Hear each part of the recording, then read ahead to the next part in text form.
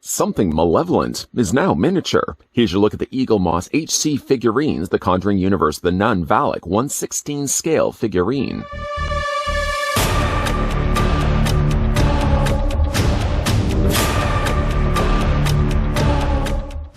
Enter a world of horror with this 1/16 scale figurine, inspired by the iconic movie The Nun, cast in resin and painted by hand.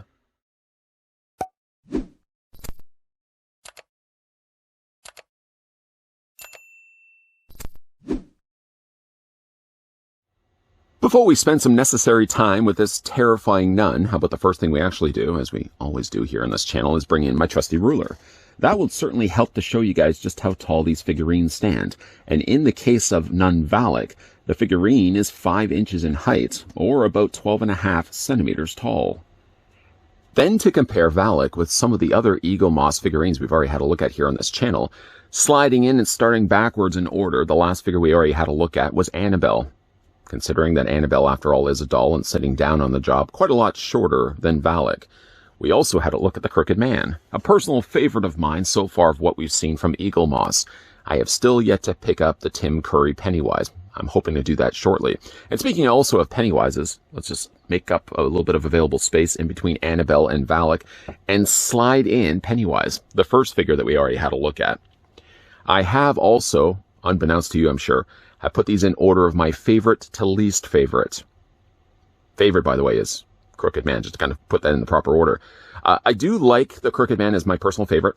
Then I would say is the Nun Valak, although the face is questionable on Valak. You'll see more of that in a second. Then I would say Pennywise. Then I would say Annabelle.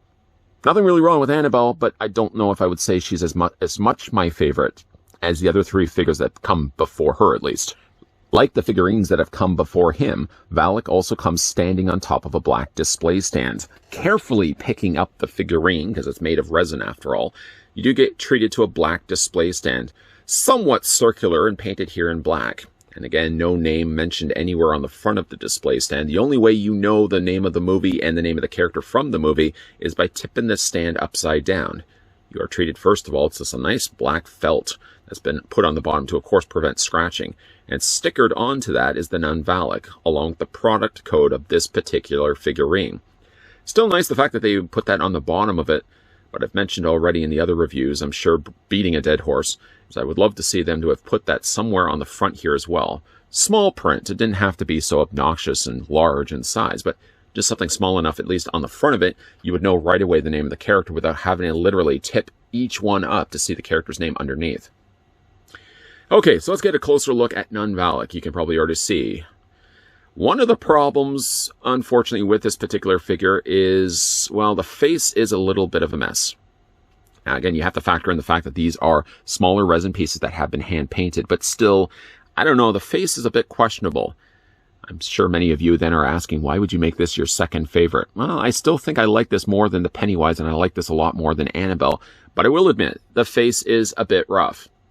I can't help but also notice, too, that looking at the nose, doesn't it have like sort of an optical illusion going for it? Like it looks like it's 2 noses. Am I the only one that sees 2 noses here on Nun Valak? I mean, if you look at this part, this is where her nose should be. And for all intents and purposes, I think it's a pretty successful looking nose. But then just below that, it looks like the way I guess they've added the cracks to the face, that she's got a second set of nostrils just below that. From a distance, it really does throw me off because I think her nose is closer to her mouth, and that's not the case at all. Her nose is actually right here. Let me just cover off the rest of it. There's her nose, and yet the rest of it would make you think that that's their nose underneath it. It's just really strange. The eyes, for the most part, aren't terrible. I can certainly live with the eyes. I do like at least that they've used a glowing yellow paint in order to at least have the look of the glowing eyes. But down here is a bit of a mess. Admittingly so, it's a bit of a mess. The mouth as well looks like it's slightly swaying off to the side, like it's leaving this side of the face and it's decided to go over here. And yet everybody still questions, why is this your second favorite? I don't know what it is. Maybe it's just the fact I like the Nun Valak, but yeah, I will say, like, the face is roughly painted. As for the rest of the outfit, you can see that they've actually posed the arms extended out like this. So it looks like he's actually pointing at something. The other arm is just draped down to the side, of course, wearing the habit outfit. Long veil, well painted, at least the veil and the rest of the habit are in a nice dark black paint. You can see the sculpting all the way around on the back of it. They put a nice lot of layers here, especially the way that they've actually got the veil. Really nice sculpting there. To the very fact that they've actually also put in white down below here, I would imagine that they probably started off with a white paint and then slathered on top of that black paint. That's probably why you're able to get that effect so clean like this. There are a few places, yes, notably to mention, there are a few little bleeded areas there with the black, as you can clearly see, bleeds onto the white. But it's not terrible. The rest of the outfit, the rest of the veil, and the rest of the habit actually is well painted. It's just really the face that's really the bit of the train wreck. There is also a little bit of what seems to be brown paint on the underside of his chin. I keep wanting to resist saying her. You can see there's a little bit of brown paint down below. I'm not sure if that's actually supposed to be there or if that was just a paint issue when the painter was actually going in there by hand. I guess considering the nun is demonic after all, you could chalk it up to the fact that that little bit of dirt, that's just evil. That's all it is. It's just evil. Yeah, it's not a bad looking statue of the Nun Valak. I mean, certainly I have, when I'm looking at the other things I have in my collection of Nun Valak merchandise, I think this one sits pretty low on that list, but I have to still say, maybe from a distance, if I'm looking at from afar and maybe squinting my eyes partially, it's not a terrible looking nun. I think if anything, I want to straighten that out in the middle there. I think if anything, it's just the nose area. From, like, if you look at it from this far away, you may even be sitting further away watching this video. It doesn't look terrible.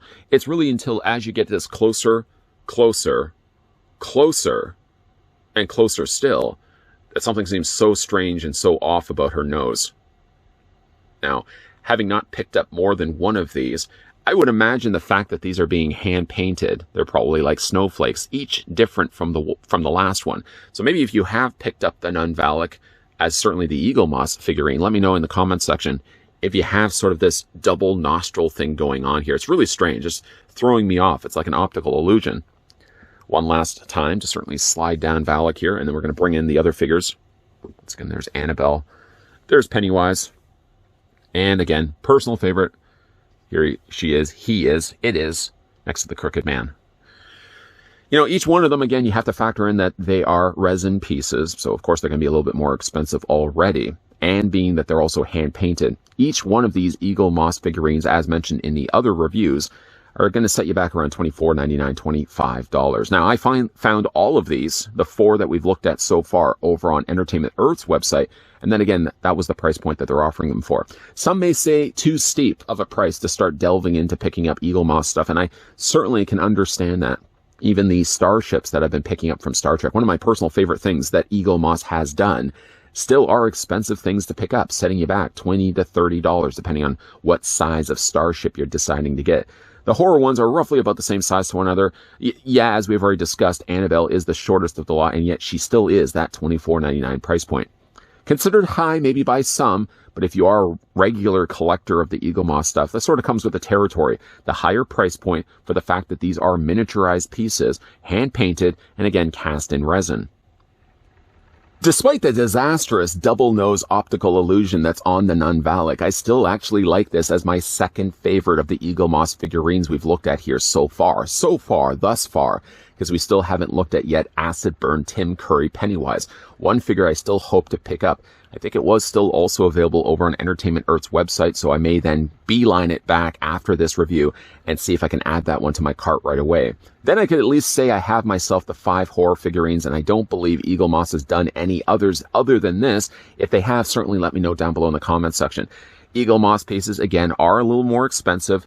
When you look at the price point of sitting at $25, yes, if you're not one that is into this in the first place, you're going to look at this and say, I can get an action figure.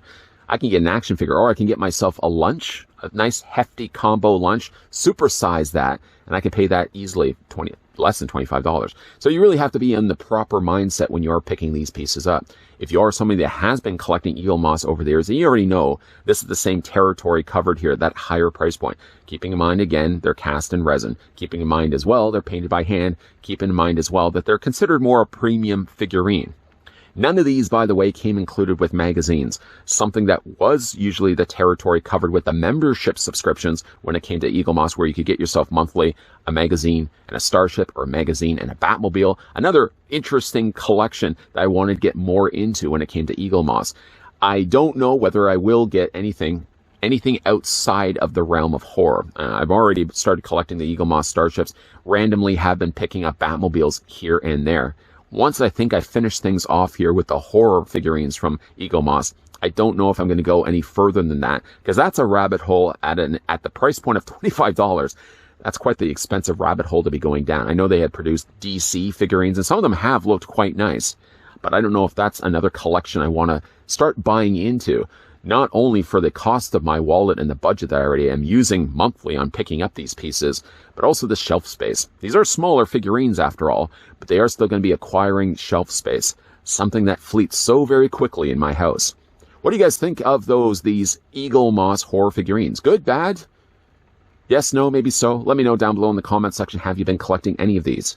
And if you haven't, have you been collecting anything from Eaglemoss? I always like reading your comments down below. And again, if you guys are interested to pick up any one of the ones we've looked at here on this channel, you can find them over on Entertainment Earth's website. I'll provide a link down below in the video description. Hey now, are you new here? I say to the person that just stumbled in right now and was going over to the catering table. Yes, sir, over you. Yeah, oh, hello, hi. Hi over there. If you are new here, sir, that just walked into this room, and you are enjoying, I hope, the content that you're seeing, you're not just here for the egg salad sandwiches, make sure you hit that subscribe button down below, turn on the bell notification, and make sure, yes, you're keeping your peepers peeled while we have wrapped up things for at least the time being when it comes to the Eaglemoss figurines. There's definitely still going to be a lot more reviews coming your way, so as always, make sure you're coming back to this channel. As always, guys, thanks for watching. See you guys next time.